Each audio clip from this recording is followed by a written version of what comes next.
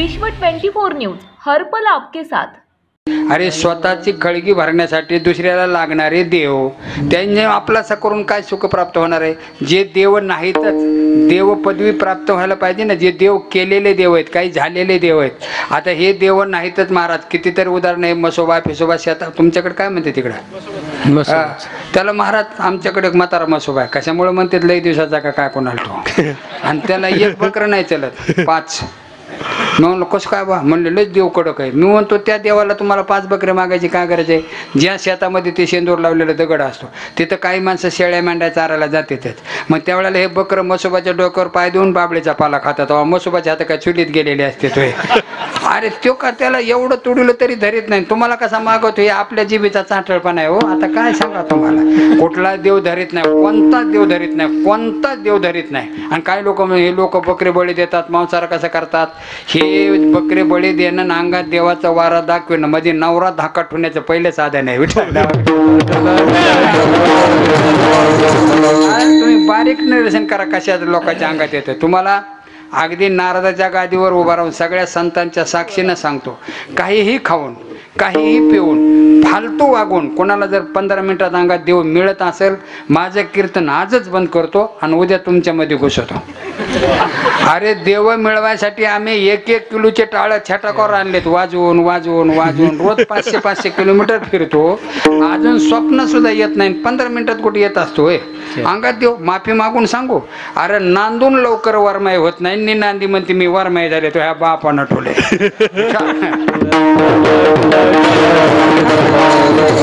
जन्मची जन्म पार मारता जाते. हे कसं आहे बरं का प्रकाश महाराज? येड्याचा बाजार आणि पेड्याचा पाऊस आहे. एक वेड्याचं हॉस्पिटल होतं. वेड्याचं सगळे वेडे होते, सगळे म्हणजे डॉक्टर सोडून. आणि एक वेड काय करायचं, असं भिंतीला कान लावायचं सारखं. डॉक्टर जवळून काय करतो रे? ते गपचीप बसायचं ना डॉक्टर. एक दिवस नाही महाराज 6 महिने सारखं कान लावतो. तर डॉक्टर म्हणला काय भानगड आपण बघितलं पाहिजे. मग डॉक्टरनं भिंतीला कान लावला. 15 मिनिट झालं. डॉक्टर म्हणला 15 मिनिट झाले मी कान लावतो, मला काहीच ऐकू ना की रे? ते मला साहेब मी 6 महिन्यापासून लावते, मला अजून ऐकू ना, तुला 15 मिनिट देत असतं का? येण्याचाच बाजार नाही तर काय हो बिचारा.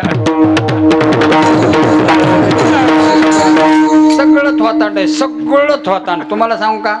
माझा सक्का मामा होता, मेला म्हणतो. चौकशी करायचं कारण बी नाही काही. लय लय वजनदार माणूस होता, वजनदार. गावात कोणी न्याय करायला बोलले, जसे आमचे आजोबाईंचे न्याय म्हणजे कोर्टच होतं ना इथं. कोर्टच होतं. कुठं न्याय दुसरीकडे पोलीस स्टेशनला जात नव्हता.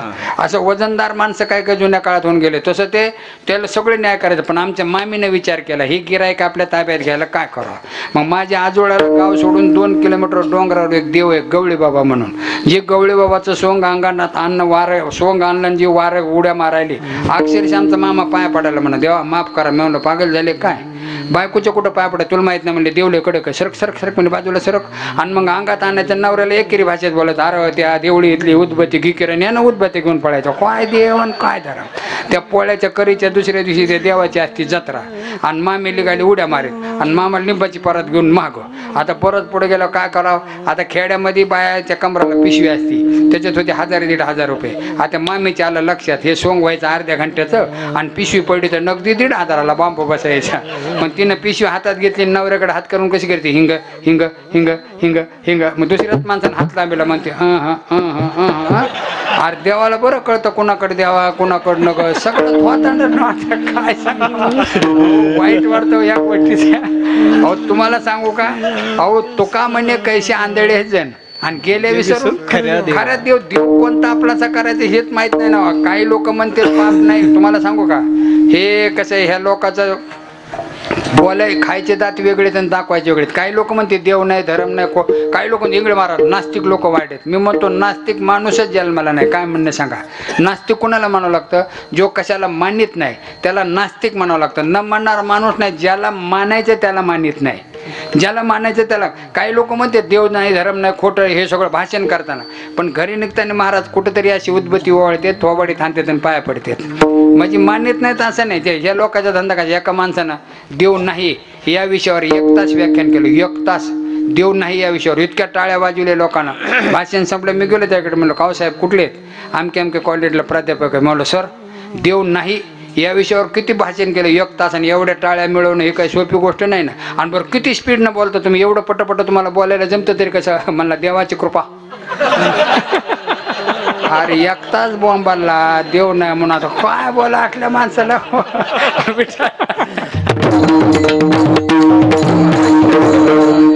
हे मानित नाही या लोक. अजून एक मार्मिक विधून सांगतो. एकनाथची बायको नटून मेकअप वगैरे करून बाहेर चालली होती दुकानदार. त्याने विचारलं नाही कुठं चालली, मग काय विचारलं नाही, ऐकतच नव्हती.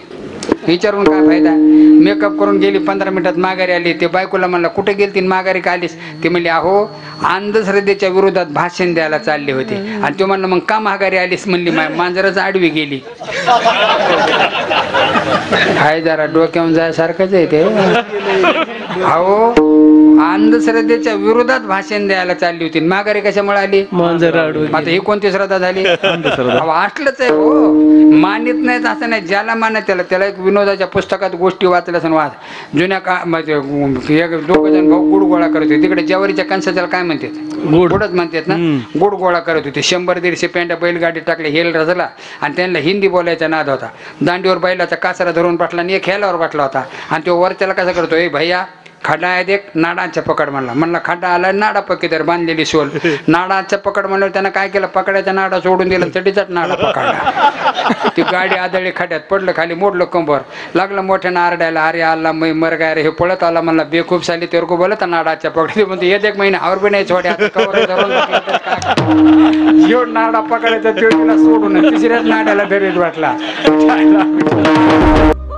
राज्यातील महत्त्वाच्या आणि आपल्या भागातील ताज्या बातम्या पाहण्यासाठी आजच आमच्या विश्व 24 न्यूज चॅनलला यूट्यूबवर सबस्क्राईब करा आणि बेल आयकॉन प्रेस करा.